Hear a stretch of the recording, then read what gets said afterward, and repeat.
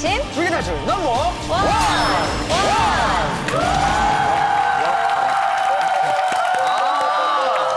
자, 오늘 스튜디오에 또 새로운 얼굴 한 분 계십니다. 이분 누구시죠? 요리하는 꽃미남 한식 요리 연구가 차민욱 셰프님 모셨습니다.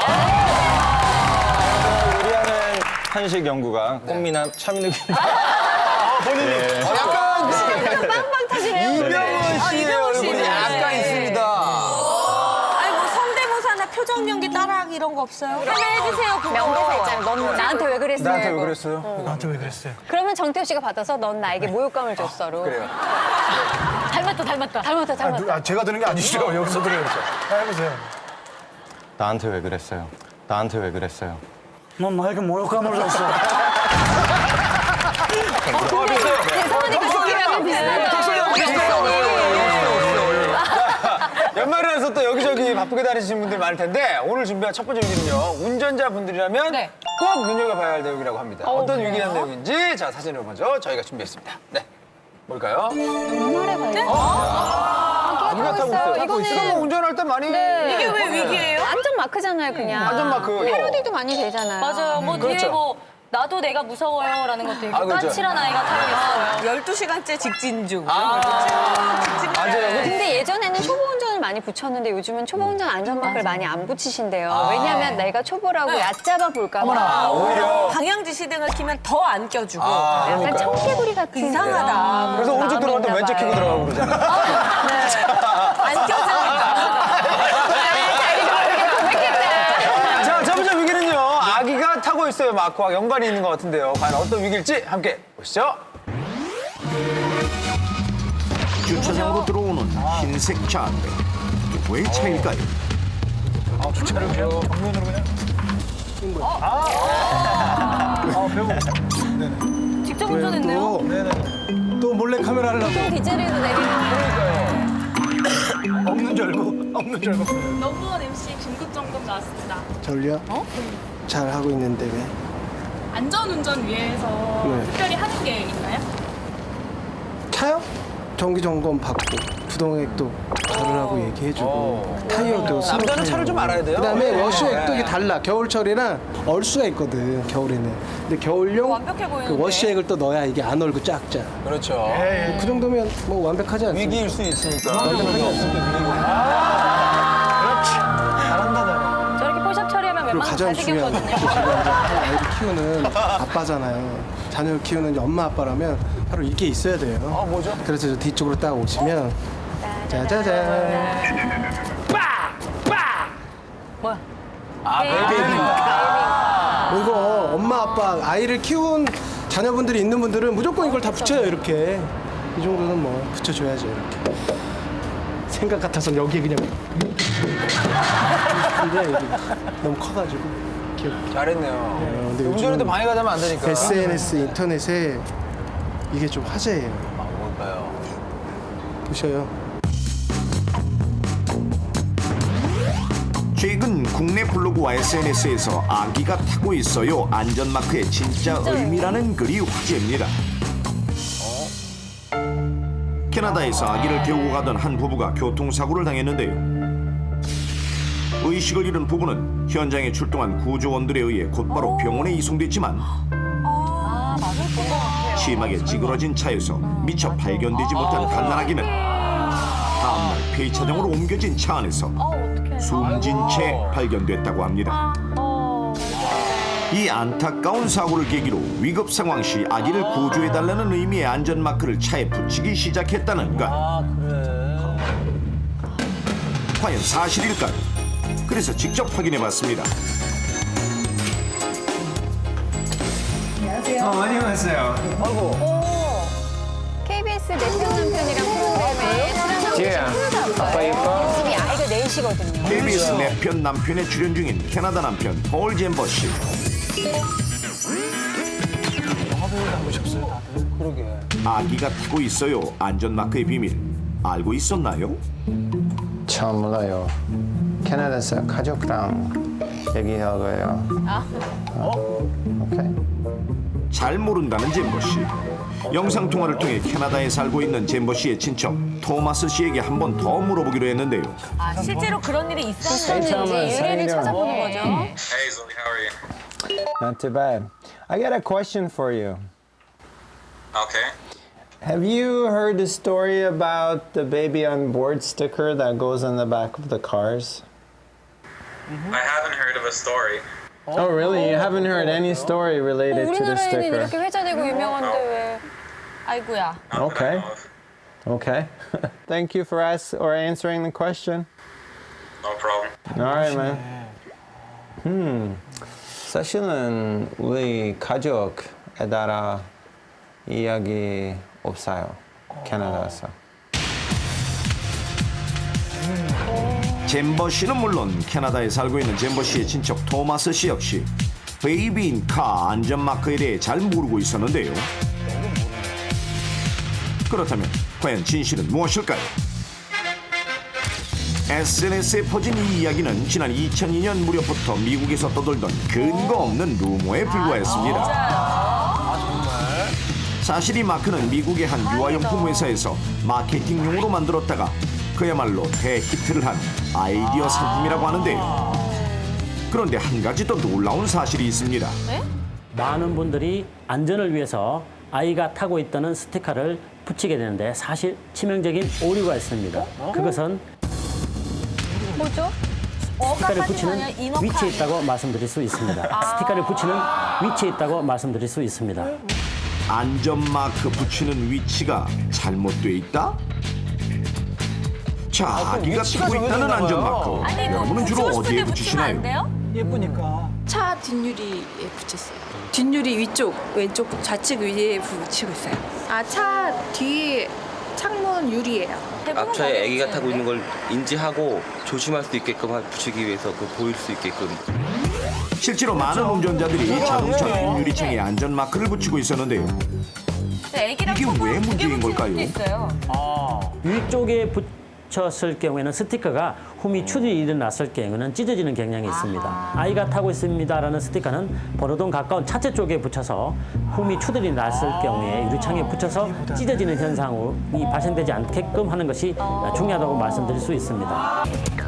일본의 자동차에 반드시 붙여야 하는 이 안전마크의 의미는 과연 무엇일까요? 야, 저건 뭘까요?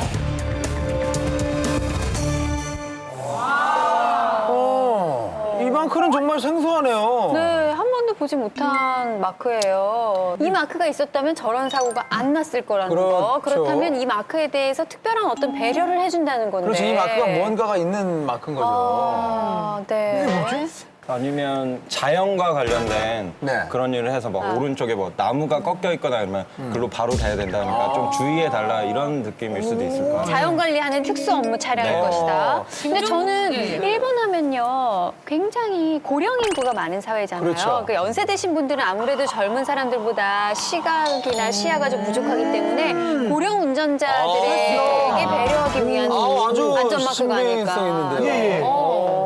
아니면 반대로 초보 운전 마크가 이게 아닐까요? 근데 요 마크가 있으면 운전 면허를 딴 지 얼마 안 됐다. 뭐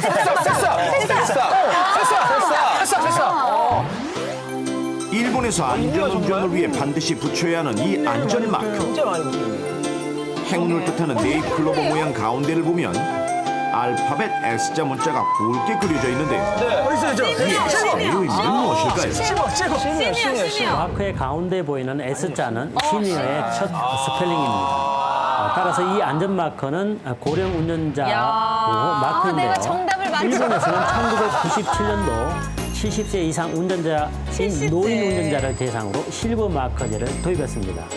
이 실버 마크제가 부착된 자동차를 바짝 따라서 붓거나 추월할 경우 벌점 및 약 하나로 7만 원 가량의 과태료가 부과됩니다. 고령 운전자를 위한 실버 마크 도입. 일본뿐만이 아닙니다. 그래요? 호주 역시 최근 고령 운전자 사고가 증가하자 노인을 의미하는 알파벳 S 표지판 부착 의무화를 추진하고 있고,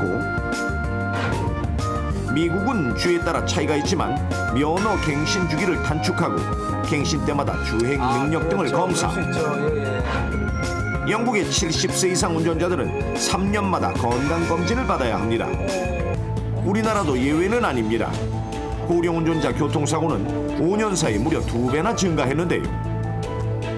고령 운전자 사고의 경우 사망률 또한 일반 운전자에 비해 2배 이상 높기 때문에 사회적 관심이 더욱 필요한 상황. 만약 차량에 부착돼 있는 실버마크를 보고 안전거리를 확보한다면 사고의 가능성은 낮아질 수 있을 텐데요. 그렇다면 우리나라도 안전운전을 위한 실버마크가 과연 있을까요? 네, 있습니다. 이것, 카네이션인가 봐요. 이것, 몰랐어요. 이것, 그리고 이것. 과거에 배포됐거나 현재까지 시행 중인 고령 운전자 안전마크입니다. 보시다시피 운전자가 인지하기 쉬운 전국 공통의 단일 마크가 없을 뿐만 아니라 아직 홍보가 부족하고 의무나 법규로 지정돼 있지도 않습니다. 2015년 현재 국내 65세 이상 운전자 235만 명 돌파. 이는 전체 운전자의 7%가 넘는 수치입니다. 65세면 그렇게 요즘 노인이 아니죠. 점점 늘어나는 도로 위 실버 세대. 모두가 안전하게 운전할 수 있는 방법은 없을까요?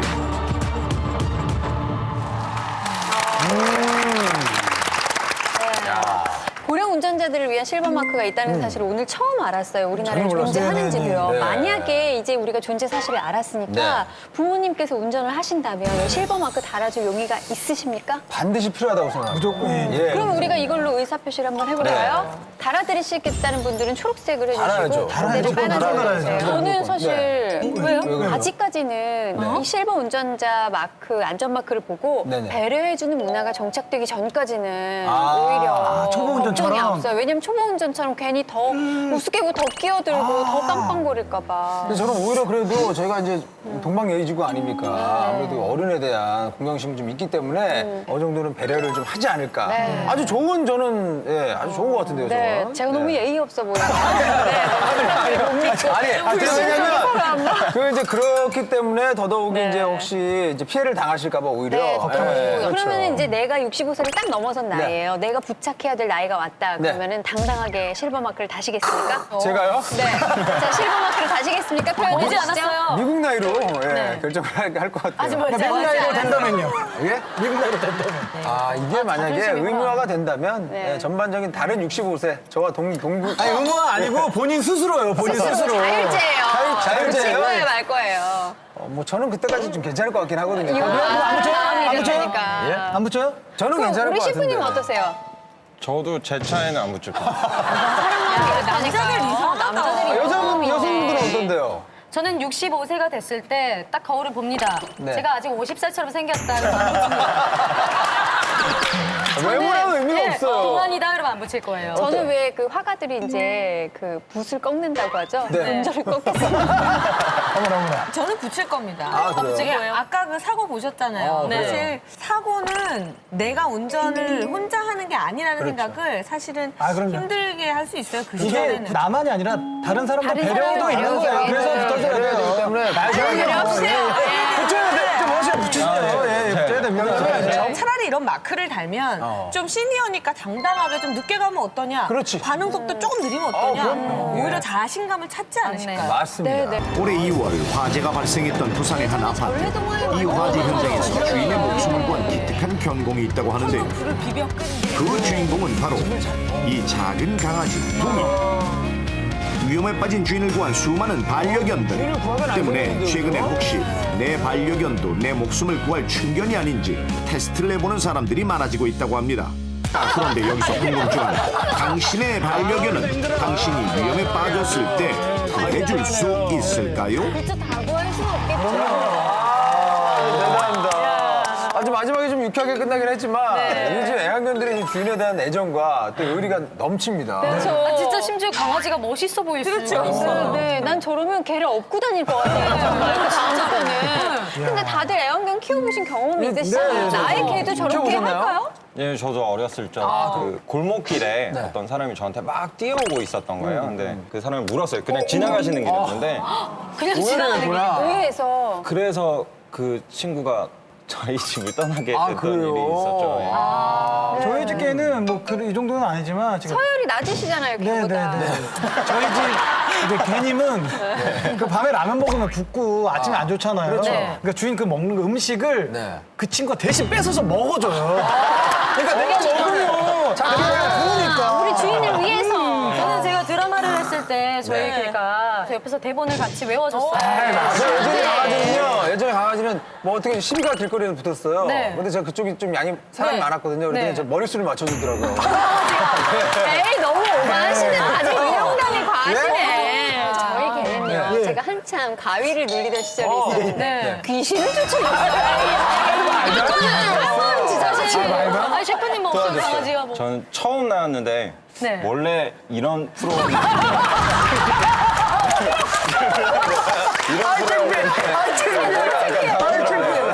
자, 그럼요. 어쨌든 우리가 이렇게 많은 얘기를 했지만 그만큼이나 애견 사랑이 대단한 또 연예인분들이 있으십니다. 그분들이 직접 충견 테스트를 했다고 합니다. 함께 보시죠.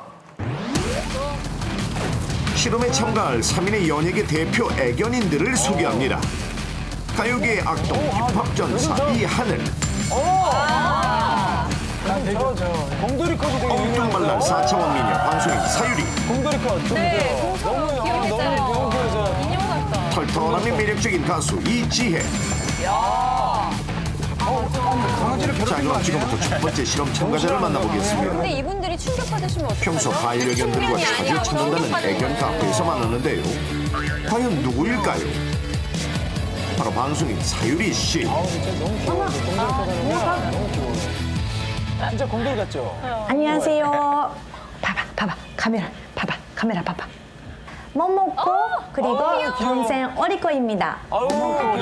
사유리 씨의 반려견 포메라니안 2마리, 8살 된 모모코와 3살 오리코.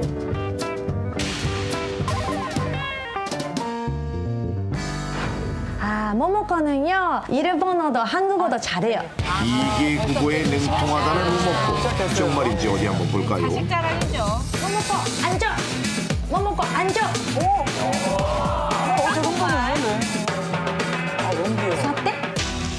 수업대? 한국어와 일본어를 모두 알아듣는 모모코. 정말 똑똑한데요. 그리고 어리코는요 엄청 똑똑해요. 왜냐면요 제가 혼자 외로울 때 와가지고 괜찮아 이렇게 말이 걸려요. 괜찮냐고 말을 건네요. 똘똘한 모모코와 오리코. 과연 충견 인증 실험에 성공할 수 있을까요? 먼저 훈련된 조교 충견 우리의 시범 영상을 보시죠. 실험 방법은 이렇습니다. 함께 산책을 하던 주인이 갑자기 쓰러졌을 때 반려견은 주인을 일으키려고 하거나 짖어서 깨우려고 한다면 성공! 안 그럴 것 같은데 저게. 우리 강아지는 정말 책임감도 강하고 주인이랑 닮아가지고 엄청 잘 해줄 것 같아요. 근데 자막이 나와. 네, 이 영상만 봐도 모모코가 우우 소리 나요. 그렇다고. 네네네. 함께 동고동락한 지 무려 5년. 모모코와 오리코는 주인 사유리 씨가 위험에 빠졌을 때 구해줄 수 있을까요? 드디어 실험 시작. 그러면 이제 KBS로 가자. 라라라라. 내가 아파. 모모코, 오리코 힘들어. 보여주는 분들이 많지 않은데. 왔어. 오리코 힘들어. 음식이 없어야 돼요. 말도 안 해야 되고 원래. 힘들어. 몸이 너무 아파. 엄마 너무 아파. 일단 주인 곁에 와서 앉는 동생 오리코. 같이 앉았나 쉬었다 봐요. 가는 거 아는 거죠. 어머, 어떡해. 연기를 너무 못해서일 거예요. 그런데 이때 사유리의 모습을 유심히 지켜보던 언니 모모코. 모모코 좀 다를까요? 드디어 다가오기 시작합니다.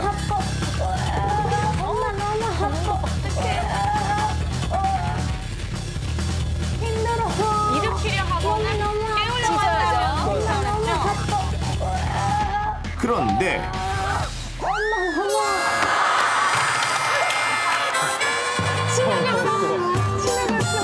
사유리 씨의 손을 넘어 그냥 지나가는 모모코.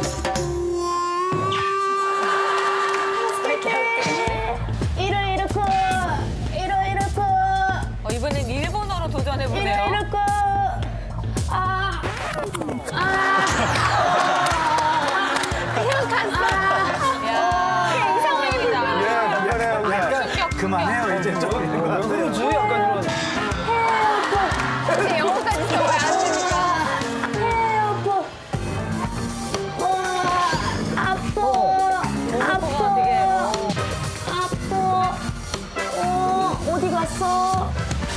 어디가?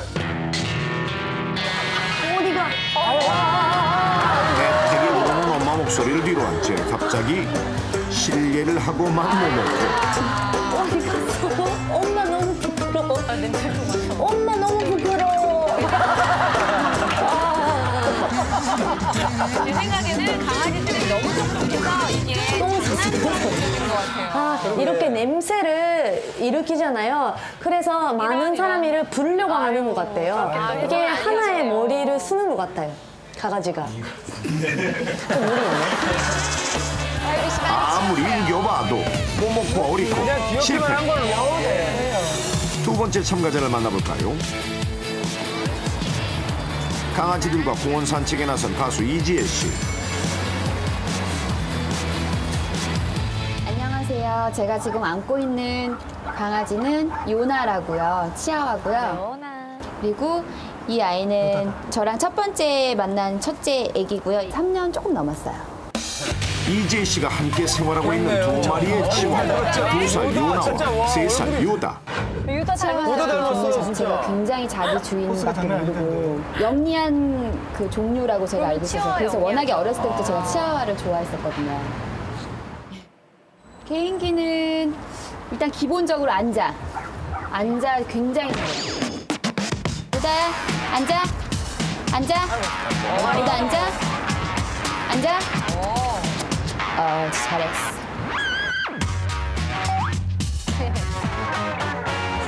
충성심 같은 걸 테스트하는 건데. 네네. 우리 강아지들이요. 이봐요. 다 이렇게 경계를 하잖아요. 해보겠습니다. 얘들아, 잘할 수 있지? 화이팅! 화이팅! 화이팅! 실험을 위해 산책하는 척 공원을 걷는 이지혜 씨. 여기 좀 리얼해요. 진짜 너네 팔자 좋다. 그래요. 진짜 주인 잘 만난 거야. 드디어 실험 장소인 매트 앞에 도착. 우리 잘할 때.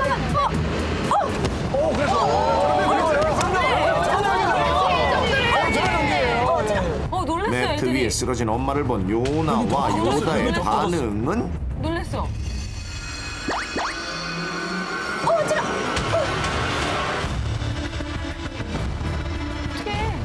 그냥 줄을 당겨요.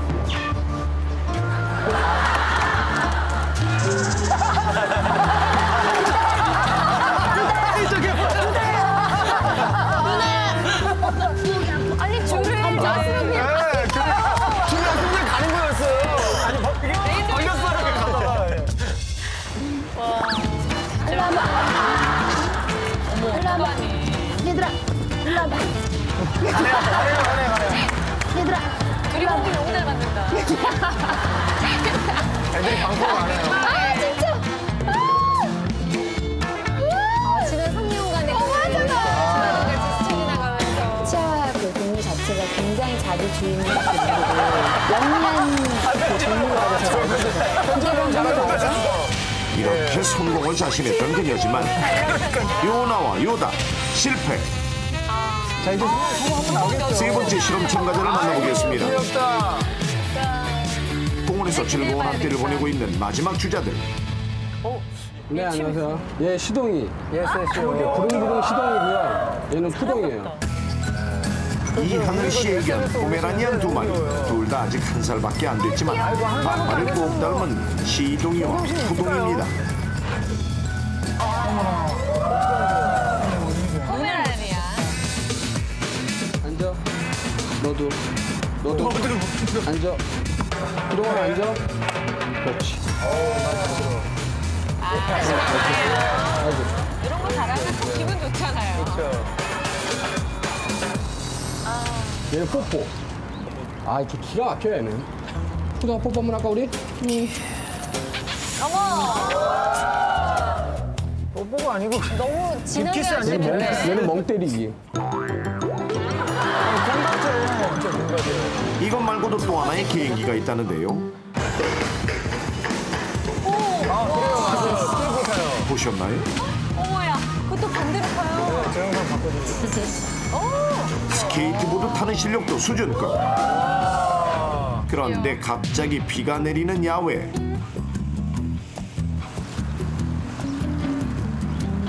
강아지들이 비라도 맞을까 모자를 씌워주는데 이하늘 씨도 많이 좀 외로운가 봐요, 요즘. 할 수 없이 장소를 실내로 옮겨 실험을 진행하기로 했습니다. 그렇게 걔를 챙기는데 제발 충견 이번엔 나왔으면 좋겠네요. 충견 안 나오면 이하늘 씨 어떡해, 불쌍해서. 제발 되라.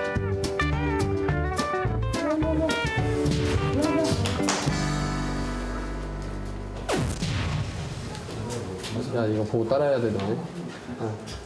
야, 이 정도로 같이 학습까지 갑자기 했으면. 주인이 쓰러졌을 때 주인에게 관심을 보이거나 짖어서 깨우려고 하면 성공. 장난 아니지. 주인들은 열심히 봐요. 일단 우리 애들이 뭐 어떤 기대는 안 하지만 기대는 안 되지만 한번 해볼까요? 왠지 기대 안 하는 분은 처음인데요. 평소 아빠밖에 모른다는 시동이와 구동이 아직 어린 이 강아지들이 과연 성공할 수 있을까요? 실험 시작.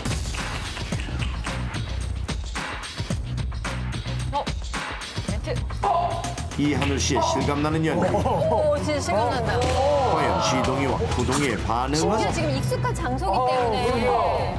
아이들이 좀 놀랬어. 표정은 일단, 그죠? 표정은 일단 드라마에 나오는 표정이에요. 뒷목 잡는 것부터가 일단 달려옵니다. 옆으로 왔어요. 바로 왔어요. 먼저 구동이가 다가와 관심을 보이며 아빠의 얼굴과 입을 핥기 시작합니다. 아, 이것도 깨우려는 거죠? 저거는 이해해줘야 돼요. 저거 걔들의 습성이기 때문에. 얼른 살라고. 지금 무슨 행동이에요? 그리고 이하늘 씨의 또 다른 반려견 시동이는 와요.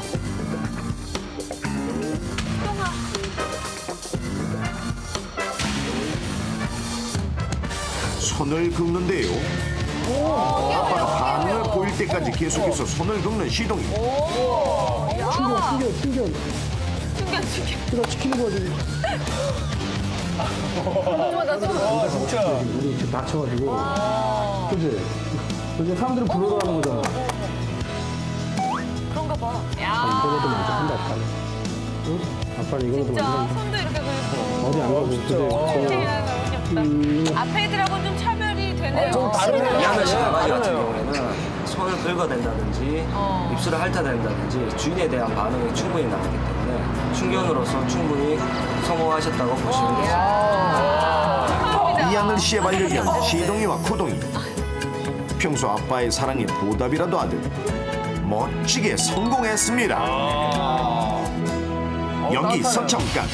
내 반려견도 충견으로 만들 수 있는 훈련법. 지금부터 위기 탈출 넘버원에서 알려드립니다. 주인이 쓰러지는 모습을 보여줬을 때 개가 다가와 관심을 보이는지 확인합니다. 네. 만약 개가 주인에게 관심이 없다면 개의 이름을 불러 관심을 유도합니다.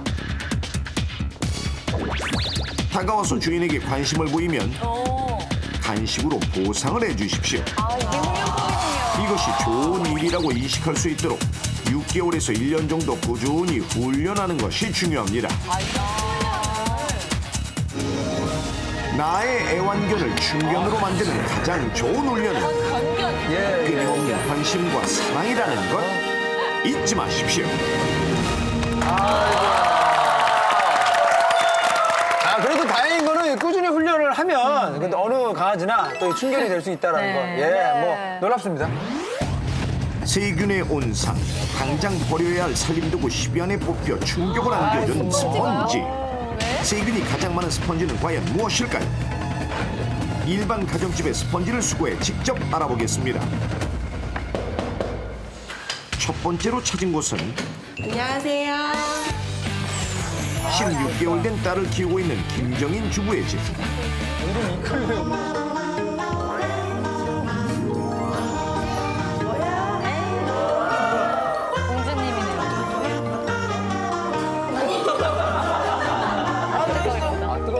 이렇게 루나와 엄마가 즐거운 시간을 보내고 있는 이때 스펀지를 수거하러 온 실험맨 등장.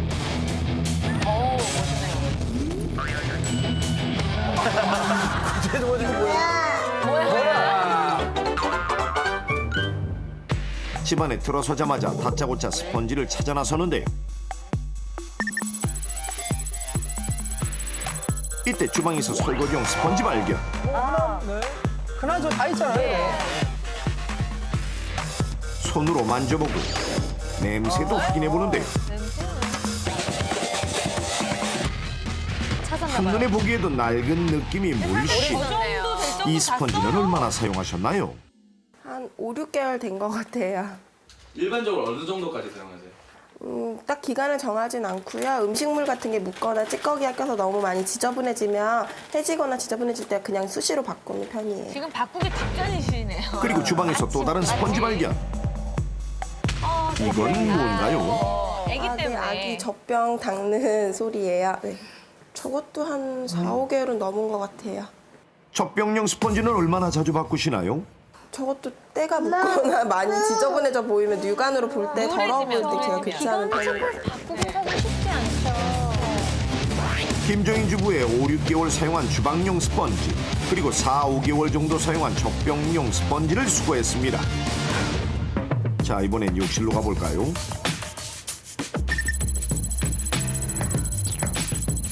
욕실에서 세안용 스펀지 발견. 4개월 정도 됐어요.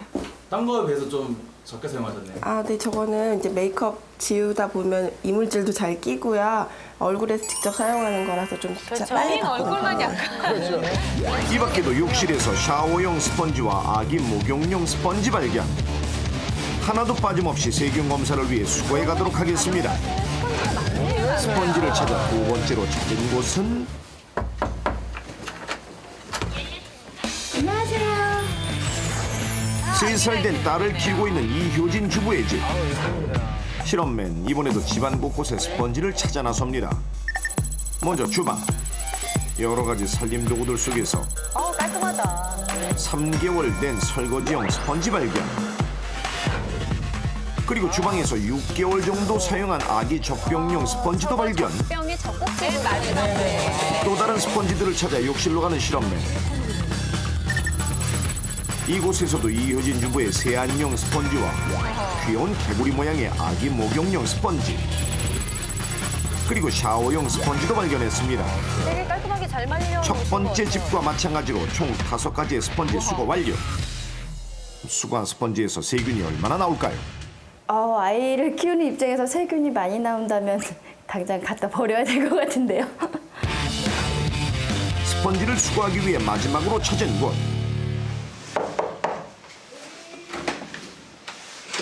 안녕하세요. 5살 딸을 키우고 있는 강미정 주부의 집입니다. 닮으셨네요. 이렇게 무섭게 해야죠. 그런데 앞서 찾은 두 집과는 다른 분위기의 실험맨 등장. 실험맨 체격이 남다르네. 정원관실이랑 많이 집안에 들어서자마자 주방으로 직진. 단번에 젖병용 스펀지와 주방 설거지용 스펀지를 찾아내는데요. 스펀지의 상태를 냄새로 확인하는 실험맨. 째려봅니다. 여기저기 구멍이 날 정도로 낡은 스펀지. 좀 많이 이건 얼마나 사용하셨나요? 한 달 이상은 된 것 같아요. 한 달밖에 안 됐어요. 하루에 몇 번 정도 사용하세요? 삼시세끼는 다 사용하고요. 그 외에 뭐 간식이라든가 또 물컵이라든가 사용할 때 거의 대부분 하루에 뭐 수시로 사용하니까요. 스펀지를 사용하고 난 후에는 어떻게 보관하시나요? 거품이 나오지 않게 깨끗이 헹군 다음에요. 꼭 짜서 이렇게 빨래집게에다 걸어서 물기가 빠지게 해서 보관하고 있습니다. 세균 검사를 위해 주방용 스펀지와 젖병용 스펀지를 수거한 후 어김없이 욕실로 향하는 실험맨. 굉장히 긴장한 표정이세요. 욕실에서 아기 목욕용 스펀지와 세안용 스펀지 발견. 실험맨 날카로워. 이것도 가져갈 거예요? 네. 안 돼요. 너무 소중한 거예요. 별아, 이 찢어진 스펀지는 가져가고 삼촌이 새 스펀지 하나 사줄게요. 이렇게 욕실에서 찾은 샤워볼까지 강미정 주부의 집에서도 스펀지 수거 완료. 이렇게 세 가정에서 가져온 주방용 그리고 욕실용 5가지의 스펀지들. 과연 이들 스펀지에는 정말 세균이 있을까요? 자, 그렇다면 이 중 세균 랭킹 1위는 과연 무엇일까요? 뭘까요? 세균이 가장 많은 스펀지. 좀 궁금하죠? 저는 아무래도 음식물이 낄 수 있는 어떤 세균이 먹이가 되는 부패한 음식물이 있는 네. 주방용이 가장 주방용. 세균이 맞아. 많지 않을까 네. 생각합니다. 저희가 순위를 한번 정해보죠. 일단 주방용 올려주세요, 1위. 주방용 1위로요? 네, 1위 올려주세요. 저는 개인적으로 샤워용일 것 같은 게 왜냐면 목욕탕이 더 습하잖아요, 사실은. 그래서 정확히 말리지 못하기 때문에 건조를 정확히 시킬 수 없기 때문에 그러고 보면 이 피부의 각질도 세균이 먹이가 될 수 있잖아요. 그렇죠. 근데 샤워용도 그 좀. 젖병용 스펀지도 네. 왠지 저게 우유를 안 버리고 하루 네. 정도 놔두잖아요. 냄새가 하수구 냄새처럼. 심하죠. 우리가 손이 안 들어가니까 이런 걸 이용해서 그쵸. 끝까지 넣어서 닦잖아요.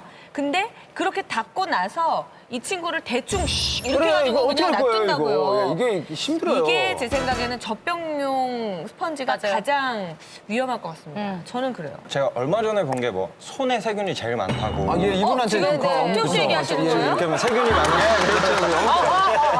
예. 세균면이에요, 세균. 아무래도 샤워용이나 세안용이지 않을까. 그럼 2위 요거 해주세요. 2위. 2위 샤워용인가요? 왜냐면 요건 네. 물을 짠다 해도 왜냐면 이게 이 안에 물이 계속 있어요. 예. 그리고 이게 마를만 하면 또 아빠가 샤워하고 그럼. 마를만 하면 또 애가 샤워하고 마를 날이 없어요. 이걸 딱 하려다가 누가 썼어? 이게 딱 얘기 나오거든요. 축축하니까. 아기 목욕용 스펀지가 5위 가야 될 것 같아요. 이거 아무리 그래도 우리 아이들만 지켜주세요. 요거. 5위 아니면 큰일 납니다, 이거. 자, 그러면 1위만 한번 확실히 해볼까요? 젖병용이 더 세균이 많다. 손 들어보시죠. 저요. 젖병 갑시다. 네, 저는 젖병. 또 주방용. 저도 주방. 어떠세요? 셰프님은요? 저는 아까 얘기한 것처럼 세안. 네네. 그러면 젖병을 올릴게요. 젖병을 1위 올리고 젖병 1위, 주방을 주방 내리겠습니다. 2위, 그다음에 세안이 3위로 가야 되겠네요. 예. 자, 우리 집 세균 랭킹 1위. 저희끼리는 일단 젖병용, 주방용, 세안용, 샤워용, 아기 목욕 스펀지로 정해봤는데 과연 진짜 1위는 무엇일지 화면으로 확인해 보시죠. 우리 집 스펀지 세균 랭킹 1위는 과연 어떤 스펀지일까요? 스펀지들의 세균 검출 실험을 의뢰해봤습니다. 실험 방법은 이렇습니다. 먼저 세 가정에서 가져온 모든 스펀지를 용도별로 분류합니다. 주방용은 설거지용과 젖병용, 그리고 욕실용 스펀지는 성인 샤워용, 성인 세안용, 그리고 아기 목욕용입니다. 각각의 스펀지를 가로, 세로, 높이 1cm 깍두기 모양으로 잘라 시험관에 담긴 물에 각각의 스펀지를 담갔다 빼고 그 물을 37도의 온도에서 배양하는데요. 세균을 검출하고 같은 스펀지들끼리 평균을 내 순위를 결정하겠습니다. 자, 먼저 샤워용 스펀지 대 아기 목욕용 스펀지. 세균이 더 많은 승자는 1ml당 평균 3333마리로 아기 목욕용 스펀지 승. 아기 목욕이 촘촘한 거. 이번에는 아기 목욕용 스펀지 대 젖병용 스펀지. 자, 과연 승자는 부드러운 만큼 1ml당 평균 39,733마리로 젖병용 스펀지가 승리해 준결승에 진출합니다. 준결승전 젖병용 스펀지 대 세안용 스펀지. 자, 세균이 더 많은 스펀지는 무엇일까요? 셰프님이 세안용 스펀지의 세균은 평균 33,000마리. 젖병용은 세안용 스펀지를 제치고 결승 진출. 드디어 결승전. 젖병용 스펀지 세균의 기세가 대단한데요. 과연 주방용 스펀지도 꺾을 수 있을까요? 1ml당 평균 11만 1,333마리로 주방용 스펀지가 젖병용 스펀지를 꺾고 우리 집 스펀지 세균 랭킹 1위를 차지했습니다. 스펀지는 하루 이틀만 사용해도 쉽게 세균이 번식할 수 있습니다. 진짜요? 합성 스펀지 자체가 균을 잘 흡착하는 성질이 있고 사용하는 동안 습기가 쉽게 마르지도 않습니다. 특히 주방용 스펀지는 음식물이 사이사이에 끼어 세균의 먹이가 되는 영양분도 많이 묻어있게 되고 항상 물기가 있는 곳에서 사용하다 보니 더욱 세균이 많이 자라게 됩니다. 또 겨울철에는 따뜻한 물을 사용해서 설거지를 하게 되는데 높은 온도에서는 더욱 세균이 잘 자랄 수 있습니다.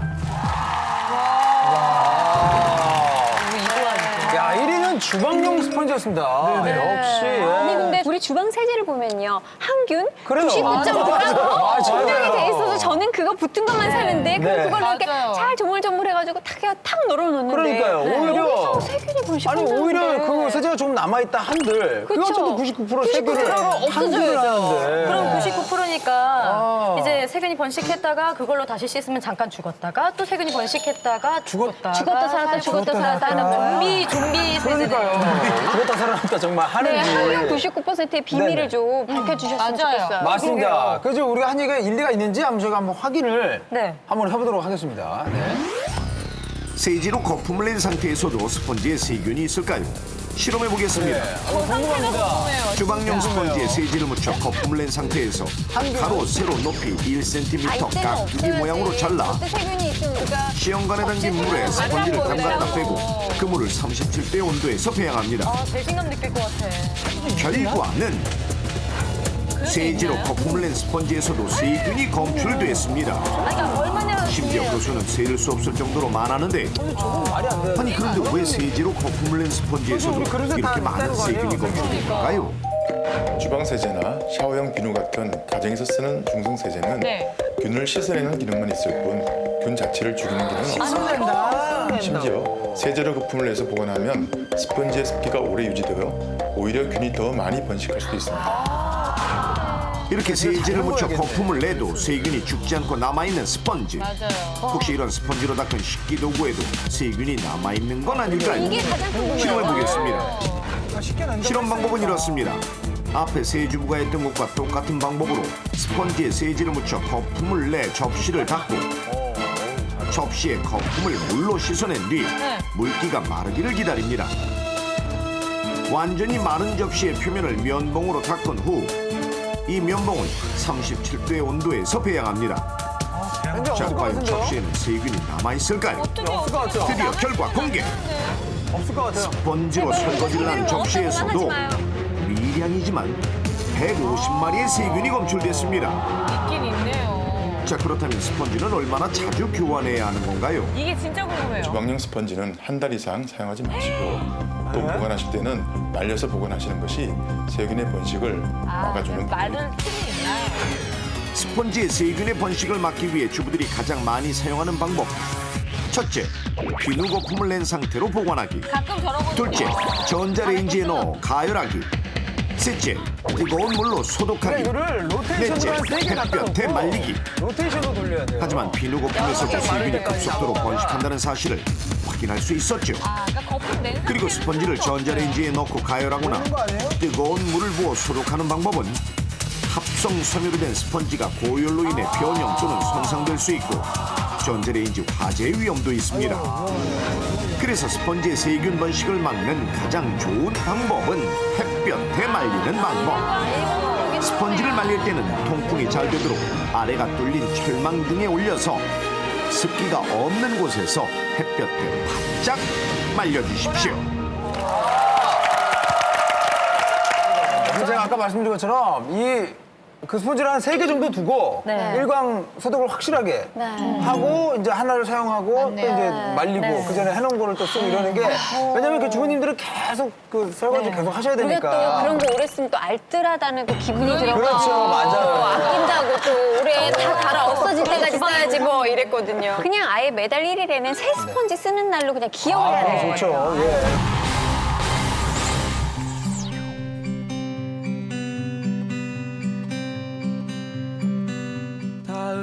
평화로운 주말 오후 연인들이 데이트를 시작할 무렵 나의 하루가 시작된다. 오늘 영화 같네요. 분위기 있다. 고독한 미식가요. 메뉴는 이것뿐. 라면 같은데? 저? 라면도 보통 라면 이렇게 솔로에겐 특별히 계란도 넣어주는 게 나의 영업 방침이다. 솔로 라면 가게라.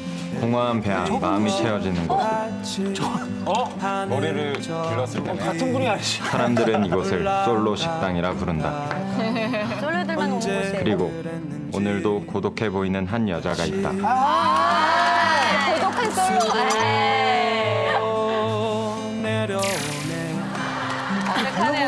뭐 이렇게 심각하세요? 해결해야 할 사건이 있어서요.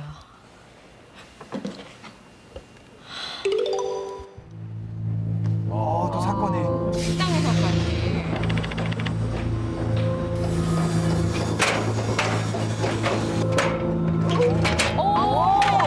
공사장에서 한 중년 남성이 뇌진탕으로 사망했습니다. 그 원인을 밝혀내야 해. 내 사전에 미결 사건은 없다. 미녀 탐정 K. 잠깐만 보고. 요즘도 드럼통을 쓰나 봐요. 그러게요. 모닥불을 피운 거 예리해요.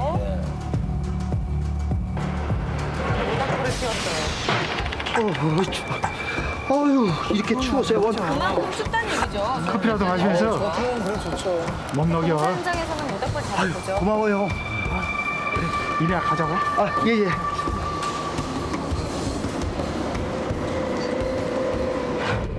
모닥불을 피웠을 정도로 추운 날씨였다.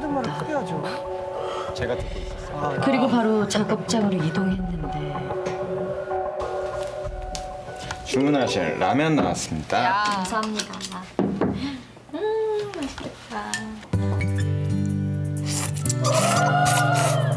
어땠어요, 맛이? 정말 맛있었어요. 아, 그래요? 글쎄 누가 보면 좀 부담스러운데 되게 보고 계시네요. 잠깐만. 저 솔로 아니거든요? 그랬으면 좋겠네요.